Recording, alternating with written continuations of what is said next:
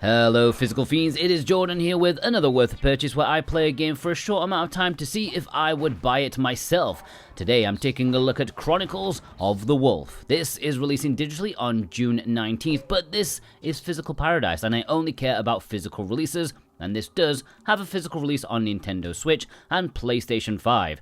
The game is linked down below in the description and pinned comment if you want to buy it and support me at the same time. But what is the game? Well, it is developed by Megami Games, who did Wallachia, which was a run-and-gun Castlevania mashup. It was quite fun, all things considered.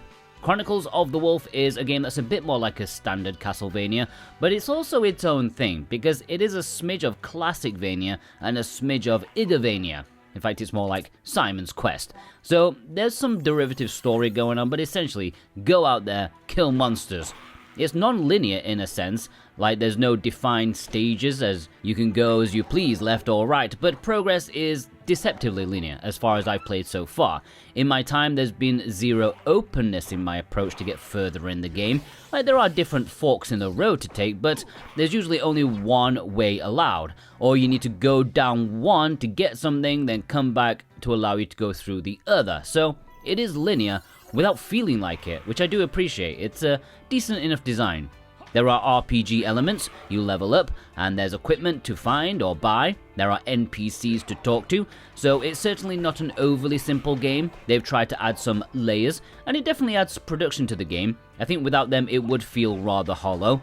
It's cool having so many weapons, but I didn't enjoy the laborious switching of them though. Would have been nice to have a quick switching mechanic on the shoulder buttons perhaps. It didn't help the fact that I'd naturally press the start button to get to the menu in order to switch them, but that goes to the map. Instead you have to press select. They should be the other way around. Whoever programmed this had never used a controller before. Combat is fine enough, maybe a little bit stiff, I'm not gonna lie. It would be nice to be able to cancel attacks or move from one action to another a bit more smoothly.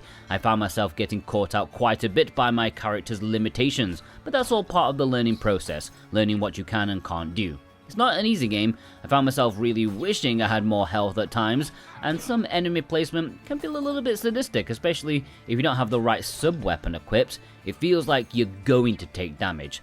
And I have got a little bit stuck in the game. I'm at a point where I'm not sure where I'm supposed to go next, or I'm not sure how I'm supposed to get there. And I do like that aspect. I like having to work things out myself. The atmosphere is pretty good. The music is unique. It's almost a bit too chill and zen at times, with that piano tickling away. Some crunchy distorted guitars would not have gone amiss at times. The visuals are nice, and there is some good attention to detail, especially in the outside sections where weather can change, and the time of day. It took me a while to realize that this was actually happening, so it wasn't necessary, but I do like the extra effort. Now, I do want to give a little bit of a warning about playing this on Nintendo Switch 2. The footage you are seeing is from the Nintendo Switch 1. But at first, I did play the opening parts of the game on the Switch 2 because, you know, I just got a Switch 2, I want to try it out and all that. And it does play, but there are graphical issues with flickering on menus and when certain enemies appear. For some reason, the Switch 2 does not like the color blue in this game. Kind of freaks out when blue comes up, but I'm sure that will be fixed at some point.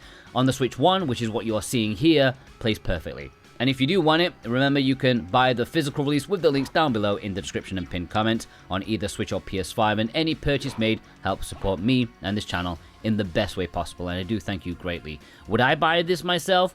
Probably. It's a cheap release, and I think it's a solid enough game for those craving some Castlevania-style rompage. It doesn't come close to the classics, but I've enjoyed my time with it so far, and I look forward to seeing where it will go next, if I can figure that out. How about you? Will you be buying this? If you want some like proper Castlevania games on your Switch, physically, of course, I've linked some of those essential classic collections down in the description too. As commendable as Chronicles of the Wolf is, it pales in comparison to those classics. Anyways, have a great day. Take care. Thank you very much. Hello, sir.